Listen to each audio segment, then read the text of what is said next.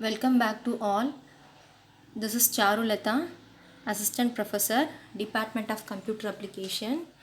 In this lesson, I will covering the loops. I hope you are listen to my earlier videos. C Sharp are able to compile and run a simple applications. In earlier videos, you understand the variables, data types, and assignments, and understand the if. And here, switch statements is the objective of this lesson or learn about the for and while loops and for statements and also the for statements provide a compact way to iterate over a range of values. It is an often referred to as the for loop because of the way in which it repeatedly the loops until a particular condition is reached. Again, I will start with an example. So here is a simple for loop.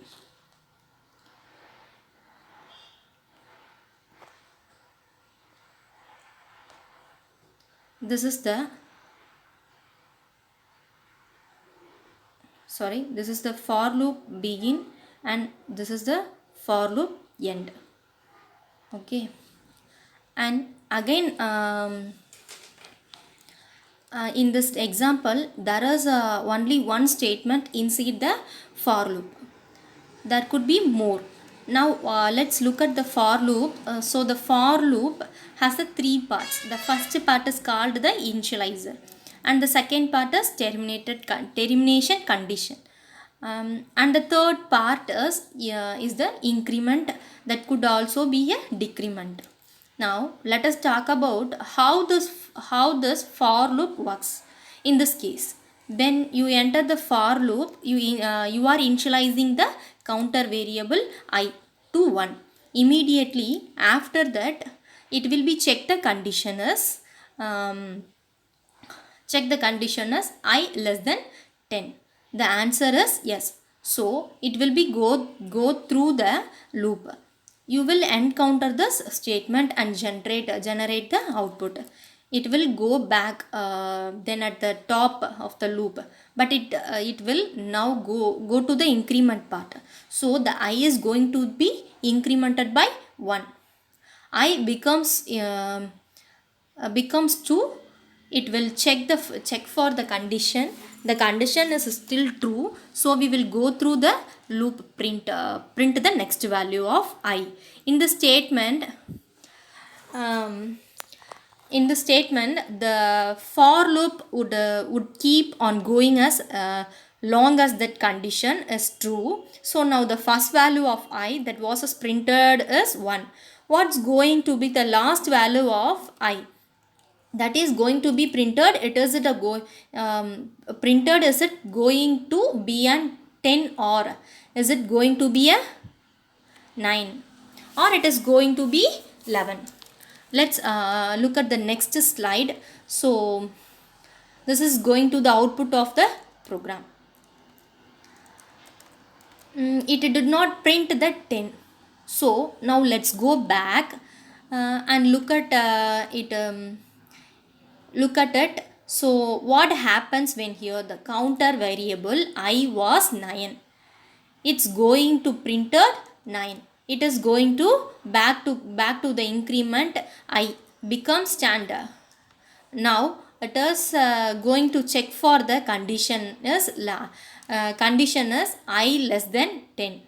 The answer is not true. So the loop is going to be immediately terminated and it will be jump out the loop, go on this statement following the loop.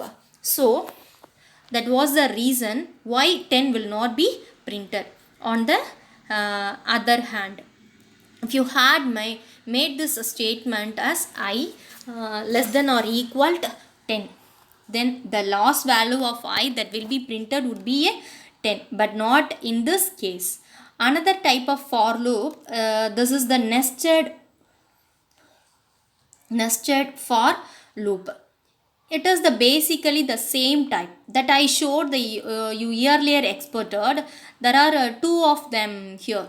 One within another here is the outer loop based on the counter variable I, which begins here and ends here then inside that for loop we have another loop based on the counter variable j, which beings here and beings n here.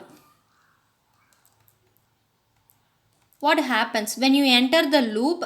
When you enter these loops, I is set to 1. It is going to continue on, then within inner loop j is set to 1. It is going to keep on running as long as the value of j is less than I. Since I is 1, it is going to run one time. It will be print I equals 1 terminated the inner loop. Go back here. I is going to incremented by 1, which is 2. So now the inner loop is going to run twice. Okay, so load that program in Visual Studio, and this is what my screen looks like your may look slightly different, but essentially it should be a same. So now here is the first line of code. So go the margin area of and click against the statement. So this is called the setting breakpoint. A red dot should appear. So now you are ready to run the program. So click the start button, and when it comes across the statement, that line is going to be highlighted in yellow. So it says if you move the mouse pointer over that variable, it says I equal to 0, because that statement has not been executed yet then to move on to continue moving one statement at a time. You press the function key 11. So here I go F11. So now it says I equals 1. It's going to the next statement and check the condition, and then it is going to enter the inner loop. And let's see what's happening here. So it's going to print the value of I, which is 1 out of that loop j plus plus. J now becomes 2. Is j less than or equals I? So that loop is going to be terminated. So it going to this line terminated the inner loop, and then continue with the outer loop. Remember, I was 1 to being with now I becomes to move the mouser pointer over that variable. So you will able to see what is going on. And now inner loop would run 2 times. I equal to 2, and again I equal to 2 for values of j equals 1 and 2. In this case, the j is going to be become now 3, and which is bigger than I. So that the loop is going to be terminated, and now it is going to pick up the next value of I.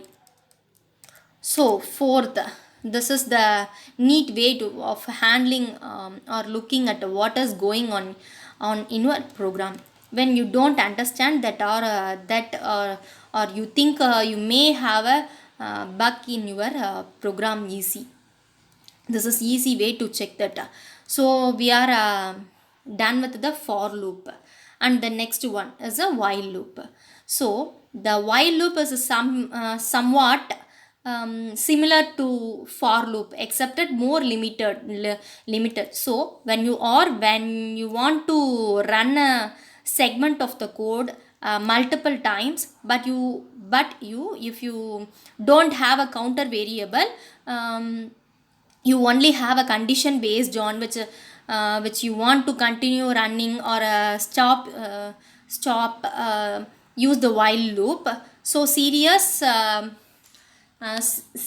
while loop start with the while keyword, and there is only one condition here: count less than or equal 10. So as long as that is true, the while loop would keep on running every time at the end.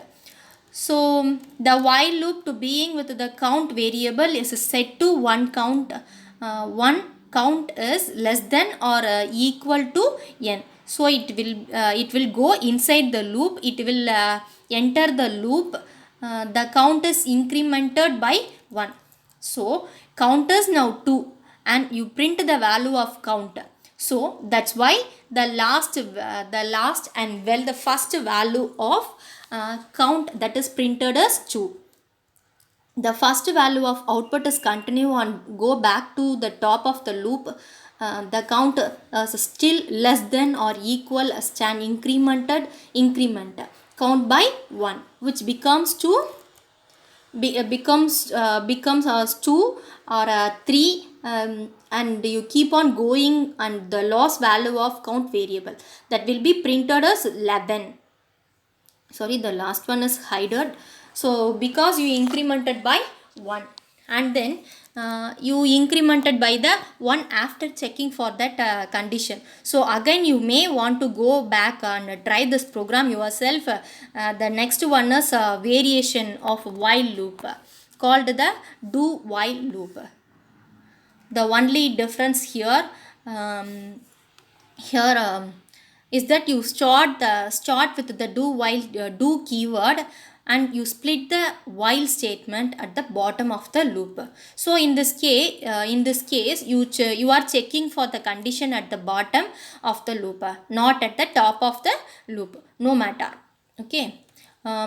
What the value of count variable was, it will always enter the loop at least once. So that's the main difference between the while loop and do while loop. In the next example, I am going to write a program which will be keep on asking the user to enter a number, enter the number, and it will be added up. It will give me the sum of all numbers that the user had entered. The user does not need to tell me how many numbers the user will be providing. The only condition is here is that if you enter a negative numbers, then that's a signal that you are done entering all the numbers. So in this case, run this program, and it says the enter the number 1, and enter the number is -1 and stop I. So enter 3.5 the first, and a 4.7 next in 8.9 after that. And we have earlier we learned about how to get the user input. We use the console.read line statement to get the string convert that string to a double, because that's what we are accepting here. And then every time I get the double value from the user, I check whether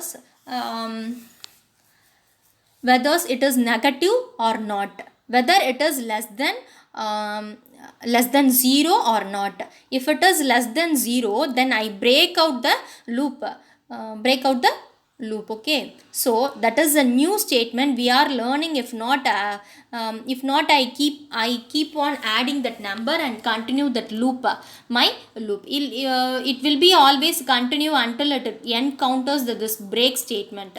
So in this case I enter the 4 numbers, 3.5, 4.7, 8 and 9, and then -1, telling my program. So to terminate, and then it gives me the sum of the first 3 numbers that I enter. The result should be a 17.1. Try out this example again. Okay, it's a break statement. It is used to break the some conditions. Okay, and counters this statements. Okay, thank you for watching, and keep watching. I hope this video is very understandable. Thank you.